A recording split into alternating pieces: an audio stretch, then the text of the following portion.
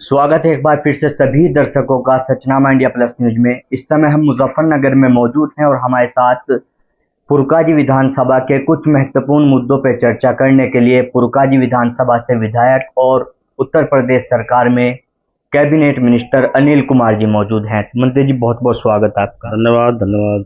मंत्री जी, जिस तरह से पुरकाजी विधानसभा के अंदर बाढ़ की जो समस्या है वो हर वर्ष आती है, इस बार जब आपने निरीक्षण किया तो लोगों की उम्मीद बढ़ गई और लोगों जो है बहुत भरोसे की नज़र से इस बार देख रहे हैं। क्या कहना चाहोगे? सही है, ये सही बात है कि हमारे क्षेत्र की, विशेषकर पुरकाजी विधानसभा के खादर क्षेत्र की उम्मीदें और विश्वास काफ़ी बड़ा है। उन्हें लगता है कि हमारे बीच का व्यक्ति अब ताकत में है, सरकार में है। तो और मेरा भी पूरा प्रयास है कि उस खादर क्षेत्र में बांध बने। उसके जो फाइल है वो मैंने अभी माननीय मुख्यमंत्री के समक्ष पुटअप भी की है, उसमें मैंने चिट्ठी मुख्यमंत्री जी को लिखी भी है। तो उम्मीद यह है कि बहुत जल्दी उस पर प्रोजेक्ट पर पैसा सेंक्शन करा के और जल्दी बांधा काम शुरू कराना काम करेंगे, ताकि वहाँ से हजारों लाखों लोगों को राहत मिल सके। खाली पुरकाजी विधानसभा की ही बात नहीं है, पुरकाजी विधानसभा से सोलान नदी निकल के मीरापुर में निकल जाती है, तो मीरापुर में भी काफ़ी नुकसान करती है, जान मालों को काफ़ी नुकसान होता है। तो मंत्री जी, किस तरह से देखते हैं, जैसे ग्राउंड जीरो पर आप पहुंचे, हमने तस्वीरें देखी तो जनता ने जिस तरह से आपको बताया किस तरह का नुकसान हर वर्ष वहाँ पे देखने को मिलता है। इस बार जिस तरह से लोगों की हर बार से ज़्यादा उनका कहना है कि अब कहीं ना कहीं हमें लग रहा है कि समाधान इस बार हो जाएगा। समाधान निश्चित रूप से होगा जी। और प्रत्येक वर्ष बाढ़ आती है। बरसात के समय में काफ़ी पानी पहाड़ियों के क्षेत्र से, उत्तराखंड की पहाड़ियों से आता है और आने के बाद में काफ़ी नुकसान वो ज़मीन पर करता है। जान माल नुकसान होता है, फसलों का बड़ा नुकसान होता है। पिछले वर्ष भी हम लोग जो है मौके पर गए थे। उस समय हम लोग विपक्ष में थे, लेकिन मुआवजा काफ़ी लोगों को मिला है। कुछ लोग उसमें शेष है जिनको टेक्निकल रूप से नहीं मिल पाया, उनको भी अब मिल जाएगा।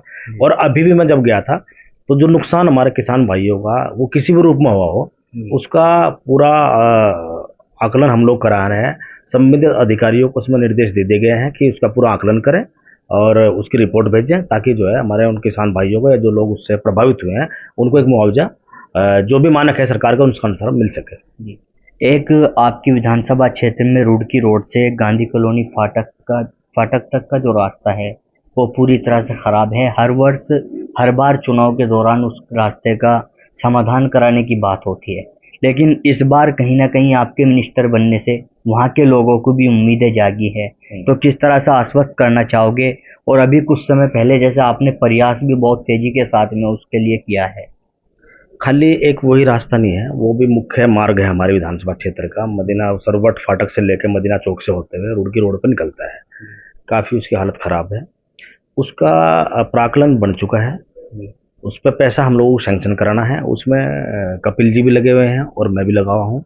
और क्योंकि सड़क से लेफ्ट साइड में शहरी क्षेत्र है और राइट साइड में मेरा क्षेत्र है, तो हम लोग दोनों लोग लगे, निश्चित रूप से उसका जल्दी पैसा सैंक्शन होगा, वो भी रास्ता बनेगा। मेरे दिमाग में यह है कि पचांडा रोड भी, इसका भी चौड़ीकरण हो, जो बराबर में एक नाला है वो बंद हो, उसके बाद उसका रोड का चौड़ीकरण हो। और क्योंकि सरवट में दिक्कतें बहुत हैं, शहरी क्षेत्र है, दूर दराज के लोग गांव देहात से आते हैं रोजगार के अवसर तलाशने के लिए, वो यहाँ बस जाते हैं। तो एकदम उनके बसने के बाद में नाली, सड़क, पानी, खड़ंजे की एकदम जो है समस्याएं पैदा हो जाती हैं। और अधिक से अधिक हमने प्रयास निपटाने का उन्होंने किया है।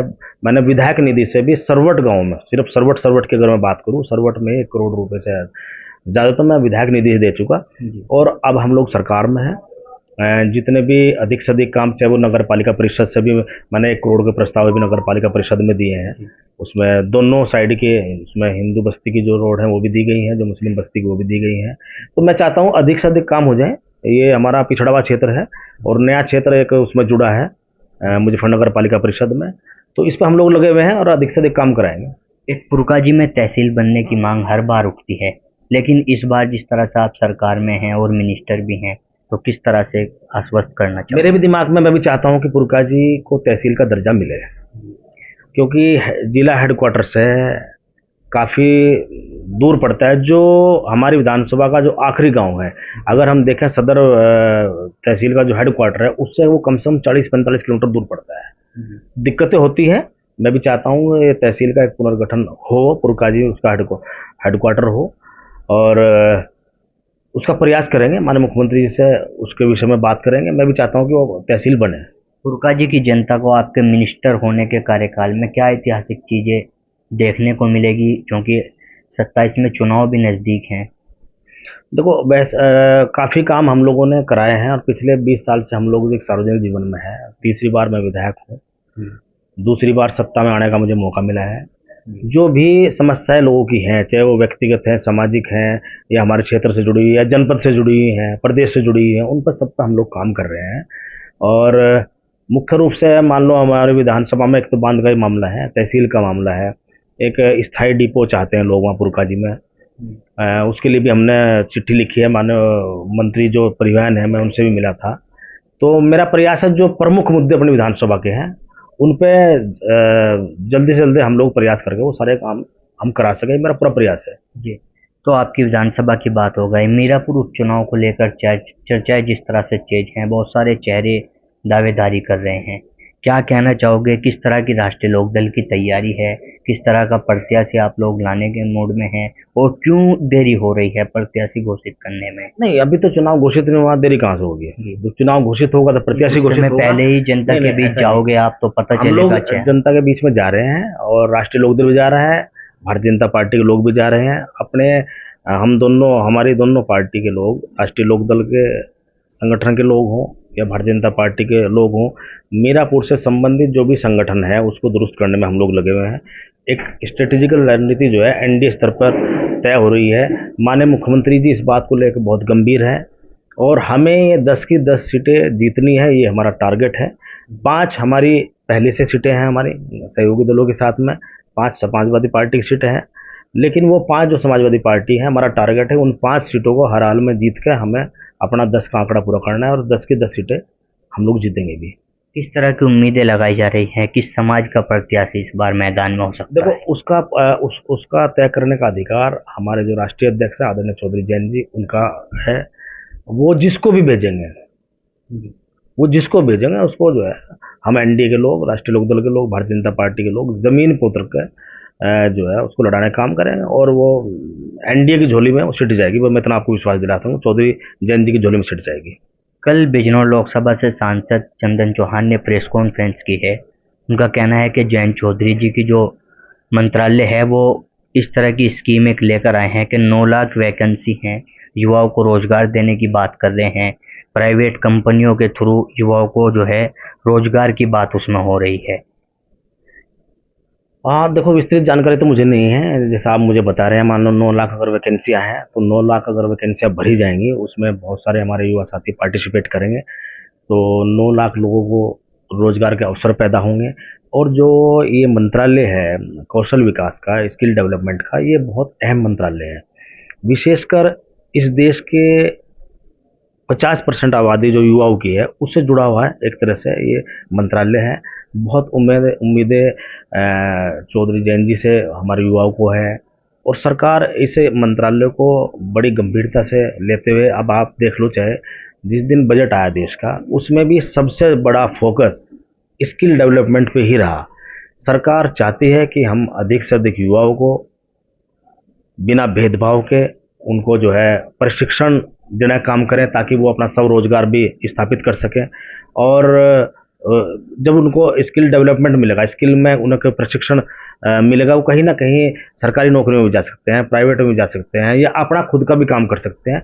तो फोकस पूरा ये है कि किस प्रकार हम युवाओं को आगे लाने का काम करें और उनको रोजगार का अवसर पैदा कैसे हों, इस पर केंद्र सरकार पूरी तरह से गंभीर है। आदरणीय चौधरी जैन जी पूरी तरह से इस बात को लेकर गंभीर है।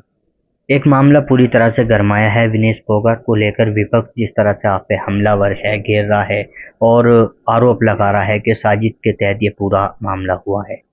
देखो, साजिश है क्या है तो जांच का विषय है, लेकिन जो भी हुआ अच्छा नहीं हुआ। उस लड़की ने बहुत अच्छा फाइट किया, 2-3 मैच उसने जीतने का काम किया, फाइनल में वो किसी कारण बाहर हो गई, लेकिन ये देश के लिए दुर्भाग्य की बात है।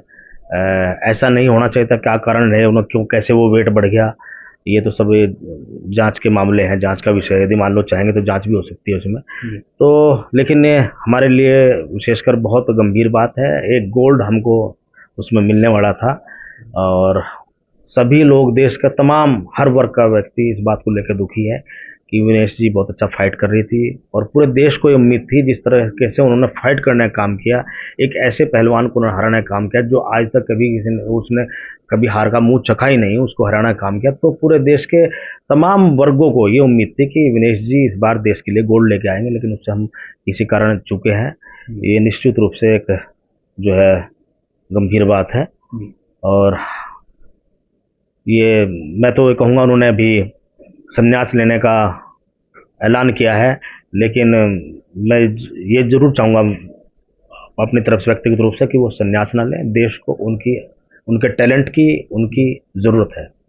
मंत्री जी, आखिरी सवाल, तमाम सांसद, एमएलए और जो मंत्री हैं वो जनता दरबार लगाते हैं, लेकिन आपका जनता दरबार चर्चाओं में है। संडे के दिन आप बैठ जाते हैं, सुबह सवेरा उठ के बैठ जाते हैं। तो ये जो जनता दरबार होता है, किस तरह का ये होता है, किस तरह की समस्या आती है, कैसे आप लोग इसका समाधान कराते हैं जो समस्या है? देखो ये तो जनता दरबार क्या, देखो भाई मान लो जो है जिम्मेदारी मिली है, सोच साहब ने बड़ी जिम्मेदारी दी है, एनडी ने एक बड़ी जिम्मेदारी दी है कैबिनेट मिनिस्टर के रूप में। लोग उम्मीद और आशाएं हैं।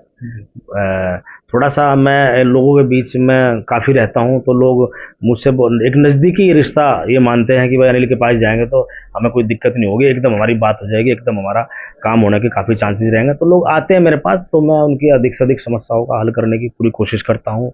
सभी के लिए टेलीफोन्स भी करता हूँ, कहीं से भी आ जाए, पूरे पश्चिम से लोग यहाँ आते हैं। जब मैं लखनऊ जाता हूँ तो पूरब के लोग लखनऊ मेरे पास आते हैं।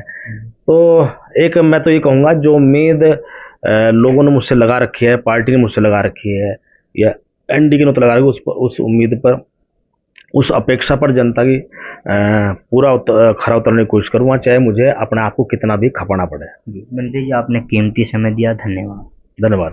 तो हमारे साथ में उत्तर प्रदेश सरकार में कैबिनेट मिनिस्टर अनिल कुमार जी मौजूद थे, जो महत्वपूर्ण मुद्दों पर चर्चा कर रहे थे। मैं अपने सहयोगी सुधीर चौधरी के साथ तनवीर मलिक, सचनामा इंडिया प्लस न्यूज़, मुजफ्फरनगर।